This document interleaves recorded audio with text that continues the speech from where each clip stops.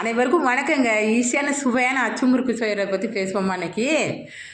பாருங்கள், முறுக்க 1 கிலோ அரிசி எடுத்துக்கோங்க. பச்சரிசி, புழுங்கல் அரிசி தேவையில்லை, பச்சரிசி சரியா. அதை நல்லா தண்ணியில் கழுவிட்டு க்ளீன் பண்ணிவிட்டு 1 மணி நேரம் ஊற வச்சுருங்க சரியா.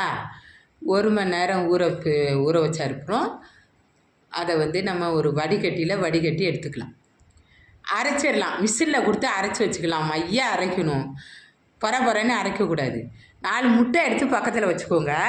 கொஞ்சம் எள், கொஞ்சம் ஏலக்காய், கொஞ்சம் மைதா, சுகர் எல்லாம் பக்கத்தில் வச்சுக்கோங்க. மாவை ரெடியாக வச்சுக்கோங்க. உள்ள கரண்டியை போட்டு வச்சுக்கோங்க. நான் ஒரு கிளாஸ் காட்டினேன் பார்த்தீங்களா, அந்த கிளாஸுக்கு 2 கிளாஸ் மைதா போதும். ஏன்னா அளவு 1 கிலோ பச்சரிசி தான், அதுக்கு தேவையான அளவு நான் சொல்கிறேன்.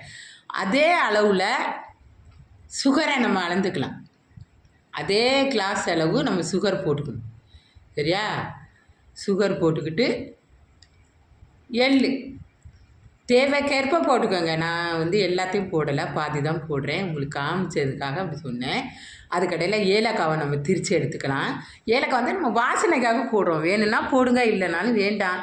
சிலருக்கு ஏலக்காய் வாசனை பிடிக்காது, எனக்கு பிடிக்குங்கிறனால நான் போடுறேன். அது உங்கள் விருப்பம்தான். ஏலக்காயை உள்ளே போட்டுக்கோங்க.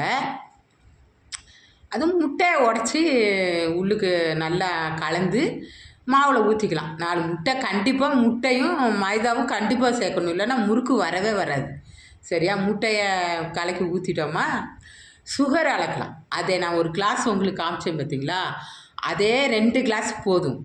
ஏன்னா இனிப்பு கூடிச்சுன்னா சுவையாக இருக்காது, கரெக்டாக இருக்கணும். போட்டு தண்ணி ரொம்ப ஊற்றக்கூடாது.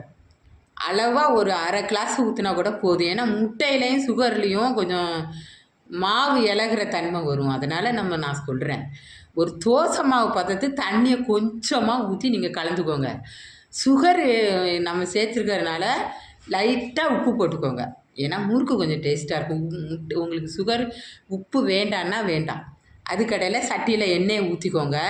அச்சு உங்களுக்கு பழகின அச்சாக இருந்தால் பரவாயில்ல. ஏன்னா புதுசாக பழகிறவங்களா இருந்தீங்கன்னா பழகின அச்சை யூஸ் பண்ணுங்கள். ஏன்னா பழைய அச்சியாக இருந்தால் உங்களுக்கு ஈஸியாக வந்துடும்.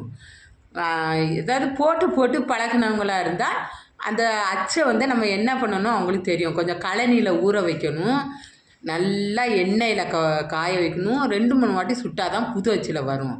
நீங்கள் புது முறுக்கு புதுசாக பழகிறவங்களா இருந்தால் பழகின அச்சை வாங்கிக்கோங்க. சுவையான முறுக்கு ரெடி. என் வீடியோவை சப்ஸ்கிரைப் பண்ணுங்கள். நன்றி.